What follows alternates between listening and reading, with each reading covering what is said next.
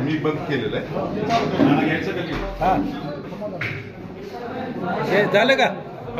सुरू दादा 34 प्रकल्प नेमके काय आहेत? जंगल सफारीचं, प्राणी संग्रहालय काय आहे, किती प्रकल्प आपण आपल्या जिल्ह्याचं अर्थकारण जे आहे त्याला बळकटी मिळावी आणि चालना मिळावी या अनुषंगाने आपण काही डिस्ट्रिक्ट फ्लॅगशिप प्रोजेक्ट्स घेतोय. जिल्ह्याच्या अनुषंगाने जे महत्त्वाचे प्रकल्प आहेत ते आपण आखणी सुरू केलेली आहे. सद्यस्थितीमध्ये साधारण 32 प्रकल्प होते. आज त्याच्यामध्ये 2ची वाढ आपण केलेली आहे. यादी आपल्या सर्वांपर्यंत पोहोचवलेली आहे. त्याच्यामध्ये आपल्या जिल्ह्याला हक्काचं पाणी आणणं हा विषय आहे. आपल्या जिल्ह्यामध्ये MIDC आणि इतर माध्यमातून उद्योग यावे हा विषय आहे. रोजगार निर्मितीचा विषय आहे. आणि आपल्या जिल्ह्यातले जे बलस्थान आहेत त्याच्या माध्यमातून अर्थकारणाला चालना मिळवून देणं असे वेगवेगळे विषय आवर्जून आपण घेतलेले आहेत. हे 34 प्रकल्प जे आहेत हे काही फायनल नाही आहेत, पूर्ण नाही आहेत, परिपूर्ण नाही आहेत. आपल्या माध्यमातून धाराशिव जिल्ह्यातील जे नागरिक आहेत, जे जिल्ह्यात राहतात किंवा बाहेर राहतात, त्यांना माझं आव्हान आहे की आपल्याला इतर काही प्रकल्प सुचवायचे असतील तर जरूर आपण ते सुचवा आणि त्याचा मग अभ्यास करून या डिस्ट्रिक्ट स्ट्रॅटेजिक आणि फ्लॅगशिप प्रोजेक्ट्समध्ये त्यांचा देखील समावेश आपल्याला करता येईल. त्याचबरोबरीने ज्या नागरिकांना या प्रकल्पामध्ये वेळ देता येऊ शकेल, त्याच्या पाठपुराव्यामध्ये मदत करता येऊ शकेल, अशांना देखील माझी विनंती आहे. आणि पत्रकार बांधवांना देखील विनंती आहे की आपण एखादा प्रकल्प जर ठरवला आणि त्याचं पालकत्व स्वीकारलं तर निश्चितपणे तो प्रकल्प यशस्वी लवकर होण्यासाठी मदत होणार आहे. आपल्या जिल्हाधिकारी कार्यालयामध्ये जे ॲडिशनल कलेक्टर, डेप्युटी कलेक्टर आहेत त्यांना वेगवेगळ्या प्रकल्पांची जबाबदारी संनियंत्रण अधिकारी म्हणून दिलेली आहे आणि आज त्याचाच आपण आढावा घेतला.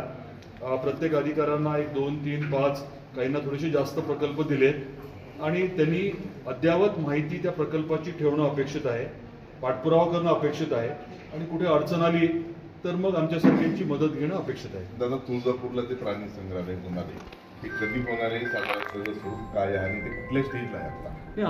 आज प्राणी संग्रहालयाची जागा बघण्याच्या बाबतीतली प्रक्रिया चालू आहे. त्याचा प्रारूप आराखडा जो आहे तो तयार करण्यात आलेला आहे आणि एकदा जागा निश्चित झाली की मग प्रकल्प अहवाल तयार करून तो राज्य सरकारकडे पहिलं जाईल. राज्य सरकारची काही मदत, केंद्र सरकारची काही मदत आणि कदाचित PPP मोडमध्ये काही गोष्टी करण्याचं ठरलेलं आहे. आणि ह्याचं लोकेशन जे आहे ते तुळजापूरला राहील, कारण साधारण 1.5 कोटी भाविक दरवर्षी तिथे येतात. त्यामुळे फुटफॉल्स ऑलरेडी आहेत. असा काही प्रकल्प आला तर मग तिथे आपली जी इच्छा आहे की आलेल्या भाविकांनी 1-2 दिवस तरी राहावं, त्याला निश्चित या प्रकल्पामुळे अजून जोड मिळेल, बळकटी मिळेल. साधारण स्वरूप काय असणार आहे, कुठले कुठले प्राणी असतील, आपण प्रपोज काय दिले, काय हा जो आहे तो मीडियम स्केलचा झू राहणार आहे. एकदम प्राथमिक नसणार आहे आणि अगदी खूप एक्झॉटिक ॲनिमल्स आहेत असंही नसणार आहे. वाघ, सिंह अशा प्रकारचे असतील, कोल्हे प्रजातीचे जे असतात ते असतील, माकडं, वानर असतील. आता ते बाकी डिटेल्स मी सांगण्यापेक्षा मीडियम साईजचा असेल, फार अगदी मुंबईसारखा नाही आणि एकदमच किरकोळ नाही, तर मीडियम साईजचा मात्र करायचा आहे. त्याचा प्रारूप जो अहवाल आलेला आहे, म्हणजे पहिला जो आराखडा तयार केला आहे तो निश्चित काही दिवसांमध्ये आपल्याबरोबर शेअर करेन मी. दादा, तुळजाभवानीचा कळस आणि शिखराचा एक विषय होता. ASIला तो अहवाल यायचा असं आपण सांगताय, परंतु राज्य पुरातत्व विभागाचा अहवाल आलेला आहे. तो अहवाल नेमका काय आहे? नाही, परवा बैठक आपल्या सर्वांना माहिती आहे की झालेली आहे. आदरणीय आपले सांस्कृतिक कार्यमंत्री आशिष शेलारजी यांच्या अध्यक्षतेखाली बैठक झाली. तिथे राज्य पुरातत्व विभागाचे लोक आले होते आणि त्या दिवशी जास्त पाऊस असल्यामुळे ASIचे अधिकारी ऑनलाईन होते. चर्चेमधनं असा निर्णय झाला की आपण इतर काही तज्ज्ञांची मदत घ्यायला हवी आणि 30 दिवसाचा कालावधी त्यांना दिलेला आहे फायनल रिपोर्ट देण्यासाठी.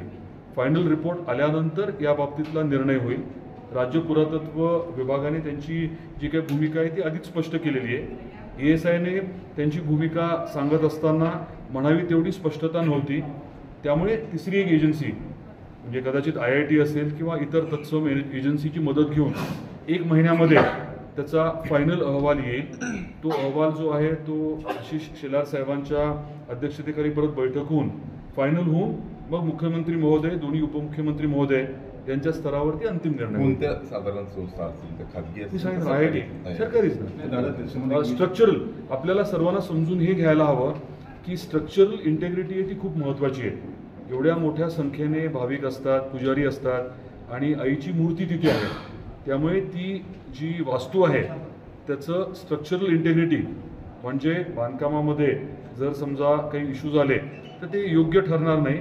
त्यामुळे या विषयातले जे तज्ज्ञ आहेत, जे स्ट्रक्चरल इंजिनियर्स आहेत किंवा स्ट्रक्चरल इंटेग्रिटी तपासणाऱ्या ज्या फर्म्स आहेत त्यांची मदत घ्यायचं ठरलं. तुम्ही या सांगा सगळ्या प्रकरणावरून वेगवेगळे वादन किंवा आरोप प्रत्यारोप होत आहेत. सध्या गोंधळाची परिस्थिती आहे की मूळ गाभाराला बदलला जाणार आहे का आणि त्याचं कळस उतरला जाणार आहे का? ह्याच्या बाबतीमध्ये गोंधळ कोण करते हा खरा प्रश्न आहे. साधी सोपी गोष्ट आहे की याच्या बाबतीमध्ये स्ट्रक्चरल ऑडिट परत एकदा केलं जाणार आहे. त्याचा अहवाल 30 दिवसामध्ये येईल आणि स्ट्रक्चरल इंटेग्रिटीच्या अनुषंगाने जर गरज पडली तर पुढच्या गोष्टी केल्या जाणार आहेत. आणि माझी आपल्या माध्यमातून सर्व संबंधितांना विनंती आहे की आपला कुठलाही प्रश्न असला तर लेखी स्वरूपात आपण जिल्हाधिकाऱ्यांकडे तो उपस्थित करावा आणि आपले जिल्हाधिकारी महोदय लेखी स्वरूपात सुस्पष्टतेचं उत्तर देतील. जिल्हाधिकाऱ्यांचं सांगताय, परंतु जिल्हाधिकाऱ्यांची परवा दिवशी आमची चर्चा झाली. त्यांनी असं सांगितलं की राज्य पुरातत्व विभागाचा त्यांच्याकडे कुठल्याही स्वरूपाचा अहवाल किंवा पत्र किंवा कुठलाही विषय झालेला नाही. नेमकं मग हा विरोधाभास का? आपण स्वतः सांगताय की तो अहवाल आलेला आहे.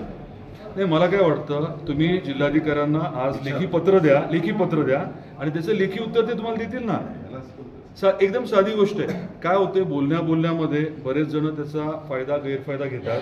त्यामुळे माझी विनंती आहे की कोणालाही, आता बरेच मोठे लोक बरेच मोठे स्टेटमेंट करतात, त्यांनाही माझी विनंती आहे नम्रतेची की तुम्हाला काही प्रश्न मनात असतील, तुमचं काही याबद्दलचं काही म्हणणं असेल तर आपण जिल्हाधिकारी, जे न्यायदंडाधिकारी देखील आहेत आपल्या जिल्ह्याचे, जे आपल्या ट्रस्टचे अध्यक्ष देखील आहेत, त्यांना लेखी स्वरूपात आपण विचारणा करावी आणि आपल्याला अतिशय सुस्पष्ट असं लेखी स्वरूपामध्ये उत्तर नक्की मिळेल. पण लेखी तक्रारीच लेखी जी तक्रार केली जाणार आहे त्याचं म्हणणं द्यावं असं कुठं कायद्यात नाही. मग आम्ही सर समजा आम्ही जर एखादा प्रश्न विचारला त्यांना किंवा या मंदिरासंदर्भात त्याचं उत्तर द्यावं त्यांना बंधनकारक नाही, मग ते देतील कसं?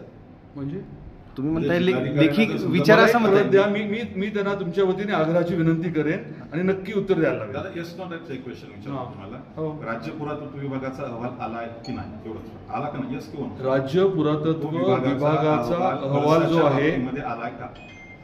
नाही, परत एकदा विचारा तुम्ही. राज्य पुरातत्व विभागाचा अहवाल मंदिराचा कळसाच्या बाबतीमध्ये आलाय का? ओके, पहिली गोष्ट म्हणजे मंदिराचा कळस म्हणजे काय असतं? शिखर गाभारा. हा, शिखर आणि गाभारा हा वेगळा विषय, कळस हा विषय वेगळा आहे. शिखराच्या बाबतीमध्ये आणि मंदिराच्या बाबतीमध्ये सुस्पष्टपणे राज्य पुरातत्व विभागाचे जे संचालक आहेत तेजस गर्गे यांनी त्यांची भूमिका सांगितलेली आहे. स्ट्रक्चरल इंटेग्रिटीच्या बाबतीमध्ये प्रश्न उपस्थित केलेले आहेत त्यांनी. दादा, तुळजापूर मतदारसंघात मतचोरीचा आरोप खासदारांनी केलेला आहे. आपण त्या मतदारसंघाचं प्रतिनिधित्व करतात, आपल्याला काय वाटतं? त्यांनी जो आरोप केला त्याच्यावर आरोप केला त्याची चौकशी व्हायला हवी ना, आणि चालली आहे मला वाटतं. त्यांचे जे आरोप आहेत ते साधारण तुमच्याकडे एक त्यांच्याकडे दुसरं काही करायला आहे का? दुसरं काही करायला आहे का? त्यांच्या आरोपापेक्षा या सर्व प्रकाराकडे आपण एक लोकशाहीचा घटक म्हणून कसं पाहताय? हा प्रकार कितपत गंभीर वाटतोय आणि याचा पाठपुरावा आपण करतो? एक गोष्ट स्पष्ट आहे की निवडणूक आयोगाचं जे मत आहे की चुकीचं काही झालेलं नाहीये, एकही चुकीचं व्यक्ती त्या मतदार यादीत नाहीये, हे जे त्यांचं म्हणणं पूर्ण देशभर सांगितलं जात आहे त्याला पुष्टी मिळते या प्रक्रियेतनं. आणि इतर काही गोष्टी जर काही असतील तर त्याची नक्कीच चौकशी व्हायला हवी, त्याच्याबद्दल काहीच डाऊट असायचं कारण नाही. जे आरोप झाले त्यांनी थेट तुमच्याशी संबंधित नाव घेऊन आपलं मुंबईतलं जे टेरणा कॉलेज आहे त्याच्याशी संबंधित हे लोक होते असा आरोप केलेला आहे. आरोप कोणी काही करू शकतं ना, याची चौकशी होत नाही.